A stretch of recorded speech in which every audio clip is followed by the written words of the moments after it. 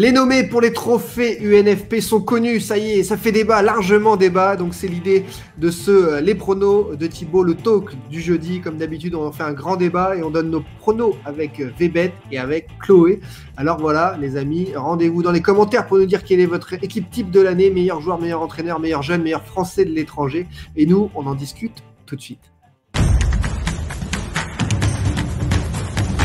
Les trophées UNFP, les amis, d'accord, pas d'accord avec les choix des pairs, parce qu'on le rappelle, ce sont les entraîneurs et les joueurs qui ont voté, et d'après mes informations, ils reçoivent en fait dans chaque vestiaire une tablette pour voter aux alentours du mois de mars, peut-être fin mars. Donc la dernière ligne droite de la Ligue 1, la montée en puissance de Lille pour rafler peut-être le titre de Burak Yılmaz, ça n'a pas été pris en compte au moment des votes des pairs, c'est assez illogique et surprenant, mais nous on en parle, on donne notre équipe type, on donne notre meilleur joueur, notre meilleur entraîneur, etc. Et vous aussi dans les commentaires. Alors c'est parti, c'est comme d'habitude avec la journaliste indépendante, passée par SoFoot. Chloé, comment ça va Chloé? Hello, ça va et toi? Ouais, excellent, merci d'être à nouveau avec moi cette semaine pour discuter de tout ça. Ça a fait largement débat ces trophées UNFP, les nommés sur les réseaux. Et toi, quel était ton premier avis? Bah écoute, à part la catégorie meilleur joueur, j'ai pas eu trop de surprises.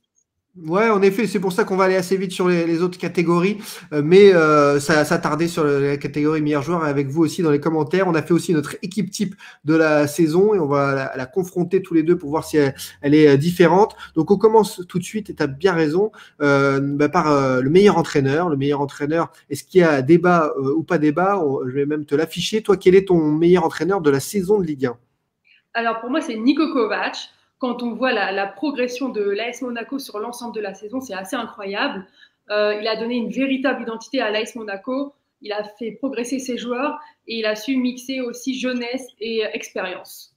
C'est vrai qu'au mois d'août, je donnais pas cher de leur peau. Je me demandais ce qu'allait devenir Monaco, des faiblesses encore défensives. Il a trouvé les ajustements tactiques, techniques, une rotation parfaite sur toute la saison, une montée en puissance. Je pensais même, et je l'avais parié, que Monaco allait rafler la mise et être champion tellement il finissait en boulet de canon. Et puis ils se sont ratés à domicile finalement contre Lyon. Scénario incroyable. Voilà, mais jusqu'au bout, j'aurais pensé qu'ils allaient lutter pour le titre. En tout cas. C'est pas pour ça que moi j'ai mis Niko Kovac. Dites-nous vous ce que vous en pensez dans les commentaires, mais moi j'ai préféré donner la prime à l'entraîneur surprise qui l'année dernière ici sur la chaîne YouTube en exclu a été confirmé dans ses fonctions au moment de la montée en Ligue 1 du RC Lens par son président Joseph Ougourlian, et je disais merci avec les anciens joueurs d'être venus en direct faire ce talk géant sur le RC Lens.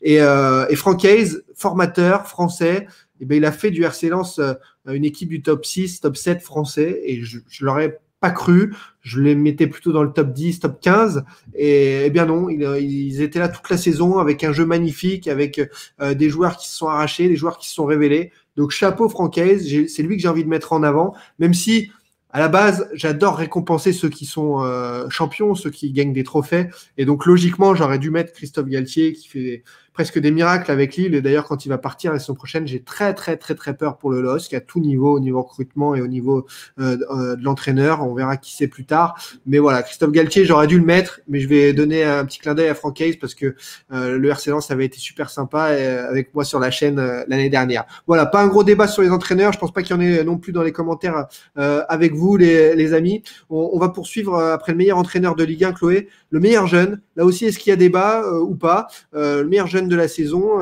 ça pourrait retomber dans une équipe de jeunes, celle de l'AS Monaco. Toi, tu as choisi qui alors? Mais moi, je reste du côté de Monaco. Ouais. J'ai choisi Tchouaméni, qui est devenu titulaire indiscutable avec les Monégasques, du coup. Il est très important dans l'effectif. On peut voir la progression linéaire sur l'ensemble de la saison. Il est très régulier, il n'y a pas vraiment de mauvaise performance. Ouais, alors rappelons que le meilleur jeune, c'est forcément un joueur né après, à partir de l'année 2000, qui a 21 ans cette année. Moi, je trouve ça très curieux alors je trouve ça très bien de voir deux Monégasques parce que Diop et Tchouaméni le méritent amplement. Je trouve ça curieux de voir Kamavinga et Cacré qui ont pour moi pas fait une très bonne saison. Kamavinga, bon, ça reste un super joueur, mais pour moi, c'est pas une très bonne saison. Cacré a peu joué malheureusement avant de finir la saison en trombe, mais un peu tard pour être pour moi le meilleur jeune. J'aurais mis un joueur qui est pas dans la liste, et qui a été bon dès le mois d'août, qui m'a impressionné. Je l'avais dit ici et sur la chaîne L'équipe dès le mois d'août que ça allait être une révélation de la saison. C'est Sven Botman, le défenseur néerlandais de Lille, qui a été un taulier incroyable et je l'adore. C'est un rock. Donc pour moi, c'était Sven Botman. Maintenant, il n'est pas dans la liste. Il y en a d'autres comme Jonathan David, je crois qu'il est né en 2000 et qui n'est pas dans la liste. Moïse Kean, qui n'est pas dans la liste, qui a fait une très belle saison, je crois, plus 12 ou 13 buts, 14 peut-être. Donc, je suis un peu surpris par cette liste. Maintenant, c'est le choix des pairs, des entraîneurs et des joueurs. Et pour moi, je vais donc mettre le leader offensif niçois, celui qui a tenu Nice, qui finit autour de la 10e place, c'est Amine Gouiri. Il a pris le relais de Dolberg, qui n'a pas répondu aux attentes. Amine Gouiri, ça a été pour moi révélation, jeune de l'année. Lyon l'a laissé partir, et bien, ils ont eu tort. Donc, je suis vraiment à fond derrière Amine Gouiri, et même si j'avoue, je pense que le trophée, il ira à Aurélien Tchouaméni qui réalise une saison hors norme. Ils sont bien mieux classés que Nice et ça devrait être pour un monégasque. Diop aussi qui a été exceptionnel. Voilà pour le meilleur jeune. Dites-nous aussi ce que vous en pensez dans les commentaires. Le meilleur jeune de la saison. Est-ce que vous êtes d'accord avec nous et qui vous mettez le meilleur français de l'étranger. Là, il y a débat ou il n'y a pas débat. Le meilleur français de l'étranger, là aussi, c'est curieux. Il y a eu quelques choix un peu surprenants. Encore une fois, les votes ont dû être faits au mois de mars, donc ça peut changer un petit peu la donne. Bon, est-ce qu'il y a débat, Chloé? Non, pour moi, il y a zéro débat. Pour moi, c'est Benzema. Il n'a plus rien à prouver à personne. Cette année, il a encore élevé son niveau de jeu. La régularité est impressionnante. Il porte vraiment le Real sur ses épaules. Donc voilà. Bon, j'avoue que j'ai un tout petit peu hésité quand on voit la fin de saison de Kanté qui est stratosphérique, pardon. Mais voilà, on juge sur la saison et pour moi, c'est Benzema. Ouais, Kanté, c'est le truc de dingue. C'est le joueur que tout le monde a envie d'avoir. C'est le maillon fort. C'est le liant dans une équipe. C'est le mec qui permet à tout le monde d'être presque complémentaire parce que on le voit cravacher. On a envie de faire comme lui. Pour autant, il réalise pour moi 3 derniers mois super. Mais Tourelle l'avait aussi mis sur le banc pendant un mois. Et puis finalement, le début de saison, quand on regarde, il faut pas avoir la culture de l'instant parce que la saison elle a commencé quand même en septembre et à ce mois, il n'a pas été exceptionnel avec Lampard non plus. Il peinait. Donc, pour moi, ça ne peut pas être N'Golo Kanté, le joueur français de l'étranger de l'année, ni Lloris parce que Tottenham va pas très bien avec une saison compliquée. Ferland Mendy a été très fort mais a eu quand même quelques blessures. Et puis pour moi l'intrus c'est Ousmane Dembélé qui a encore fait une saison largement en dents de scie, des blessures en début. Il a éclos, il a même eu quelques matchs en poste d'avant-centre, mais finalement Griezmann lui a repris sa place. Donc pour moi, de la tête et des épaules, c'est une légende du foot, une légende du Real. Il a porté l'équipe, passe décisive, but. Il a marqué l'histoire de la Ligue des Champions. C'est Karim Benzema, haut la main. Et dites-nous s'il y a débat là-dessus, mais je ne crois pas qu'on puisse trop en discuter. Français de l'étranger, Karim Benzema pour nous. Le meilleur gardien, avant de passer au meilleur joueur de la saison, le meilleur gardien. Est-ce qu'il y a débat là aussi? Chloé, meilleur gardien, Mandanda, Lopez, Navas, Maignan ou d'autres. Dis-nous ce que tu en penses. Alors pour moi, il n'y a pas vraiment débat, même si j'ai hésité entre Navas et Maignan. Si on se concentre sur la Ligue 1, pour moi, c'est Maignan. Il est au-dessus de Navas en termes de régularité. Il est vraiment très complet. J'ai pas essayé de me faire l'avocat du diable, j'ai pas essayé de faire de longues minutes là-dessus. Maignan, pour moi, il arrête des pénaltys comme à Metz, il est décisif, il offre, il est dans le futur titre possible du LOSC en championnat. Il est voilà le maillon fort avec Burak Yılmaz. Ils ont été voilà quand on a une colonne vertébrale aussi puissante, on peut voir loin. Chapeau. Navas, pour moi, c'est l'homme de la Coupe d'Europe, de la saison exceptionnelle en Ligue des Champions du PSG. Et pas forcément en championnat où il a laissé pas mal sa place à Rico qui s'est d'ailleurs troué comme à Lorient. Donc je vois Navas numéro 2 de peu parce que ça fait partie des 3 meilleurs gardiens du monde. Mais sur la saison de Ligue 1, puisque c'est ça le credo, c'est Mike Maignan pour moi aussi. Bon allez, on y vient, Chloé. Ça y est, le grand débat que tout le monde attend, que tout le monde, je suis sûr, dont tout le monde parle sur les réseaux, mais aussi dans les commentaires là, de la chaîne YouTube. Le meilleur joueur de la saison de Ligue 1. Alors, vers qui tu te diriges finalement? Ben écoute, je suis encore indécise. Ça t'a étonné? De voir Neymar, oui. Après, ils ont voulu le brûler sur les réseaux, alors que le pauvre, il est pour rien. C'est le vote des pairs. Hein. Il n'a rien fait. Lui, il a joué un match sur 2. Il n'a pas été brillant, mais il est dedans. Effectivement, trop blessé pour être dans cette liste. Maintenant, moi, mon choix, il se tourne entre Mbappé ou Yilmaz. Mbappé, il fait encore une très très bonne saison en termes de statistiques. Après, il a été un petit peu irrégulier, ça arrive aussi. Quand on voit Yilmaz, il a des stats un peu moins flagrantes que Mbappé, mais sa fin de saison est quand même incroyable. Si Lille gagne le titre, c'est quand même en partie grâce à lui. Il a moins de buts que Mbappé, mais il a marqué dans les grands rendez-vous. Donc je pense que je vais voter Yilmaz. Ouais, ok, ouais, ça s'entend. Alors, moi, je vais revenir sur ce que tu disais sur Neymar. C'est que le pauvre, il a pris des commentaires ultra négatifs. Alors, encore une fois, il n'y est pour rien dans cette situation. Neymar, même sur Twitter, j'ai cru voir que certains l'avaient gommé de la liste des trophées UNFP. Ça m'a fait sourire. Neymar, c'est un génie. Neymar, c'est le joueur contre qui vous n'avez pas envie de défendre en un contre un. Maintenant, Neymar, moi, j'en attends de lui d'être un leader, encore plus, d'emmener l'équipe avec lui, surtout de faire jouer les autres. Voilà, de les forcer à être bons et non pas de les engueuler. Voilà, c'est ce style de leader que je veux. J'aime pas trop quand Zlatan aussi, il engueule ses coéquipiers. Il y a un côté, vous êtes plus fort, alors emmenez les autres au lieu de les pourrir et de leur faire perdre confiance. C'est ça que je veux voir plus avec l'âge côté Neymar. Mais pour moi, intrinsèquement, dans le talent pur, bien sûr que c'est le meilleur joueur de Ligue 1, mais il l'a pas forcément montré sur la régularité, sur la saison. Encore une fois, staff médical et le PSG en termes de prévention, il y a trop de blessures dans cet effectif. Alors oui, il n'y a pas eu de préparation, oui, il y a eu la Covid, mais c'est tous les ans avec le PSG qu'il y a des problèmes de blessures.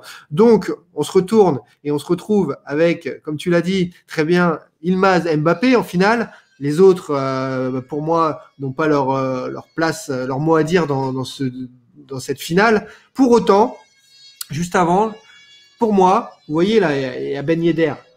Et ben moi, j'aurais mis Kevin Volland. Kevin Volland, au niveau des buts, des passes décisives, de l'impact sur la saison, je crois que c'est un facteur X incroyable pour l'AS Monaco. Et lui, je l'aurais mis dans les meilleurs joueurs de la saison.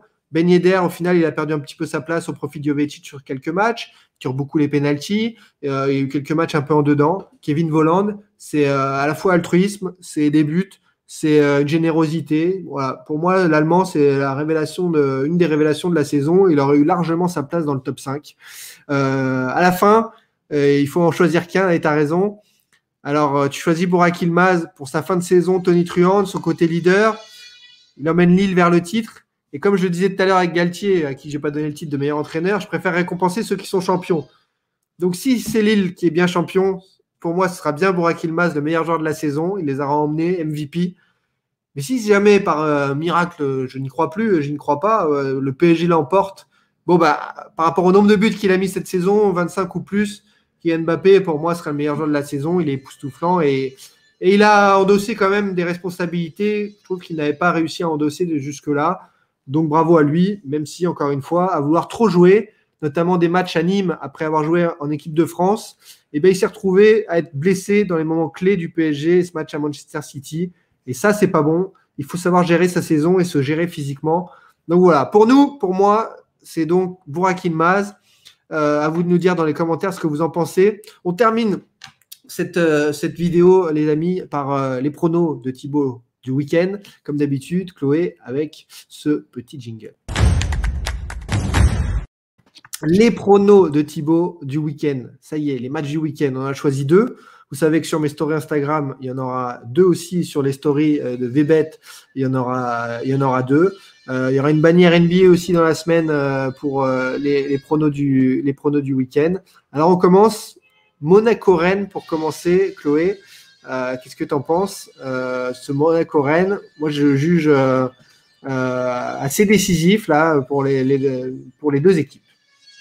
Moi, je pense que Monaco va l'emporter. Je vois pas Rennes s'imposer, donc vraiment, il y a pas de souci je me fais pas de soucis pour Monaco en tout cas. Mais moi, quand je vois le match, alors tu avais été plutôt bonne en plus la semaine dernière dans les pronos. Quand je vois le match de Rennes face au PSG dimanche, je me dis vraiment que Rennes a un coup à jouer, accrocher un nul, tromper Monaco sur ses offensives en transition, donc en contre. Guirassy a montré qu'il était capable de manger sur la tête de tout le monde, notamment sur le but sur corner face au PSG.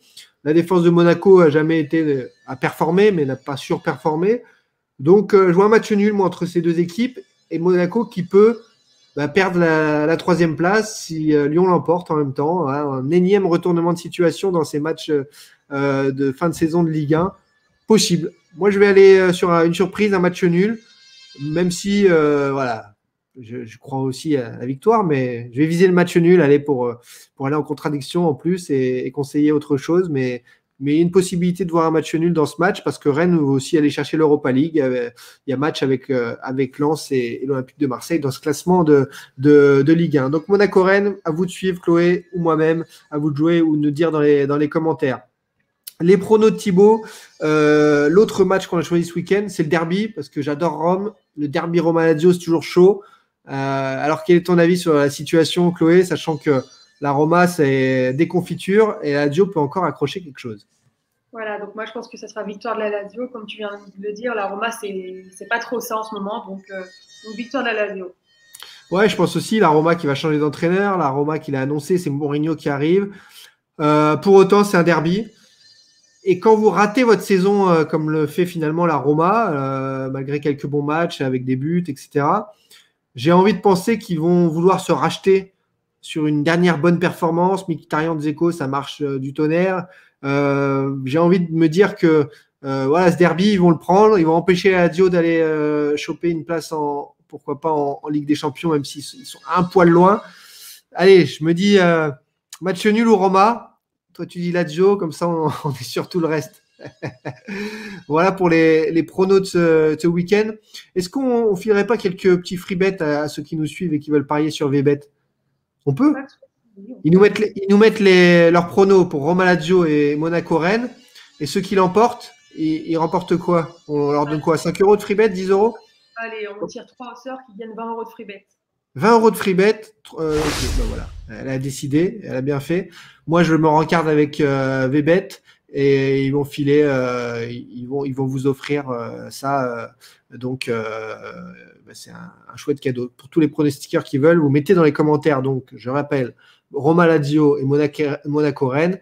Et les bons pronos, on vous tire au sort. Et donc, parmi 3 d'entre vous, et vous remportez ces free bets. Ça, c'est plutôt cool. Voilà, c'était le cadeau surprise de fin de vidéo. Merci Chloé d'être venue à nouveau discuter ensemble.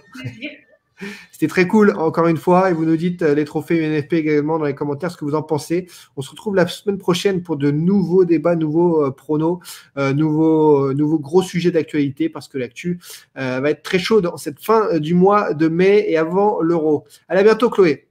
Ciao.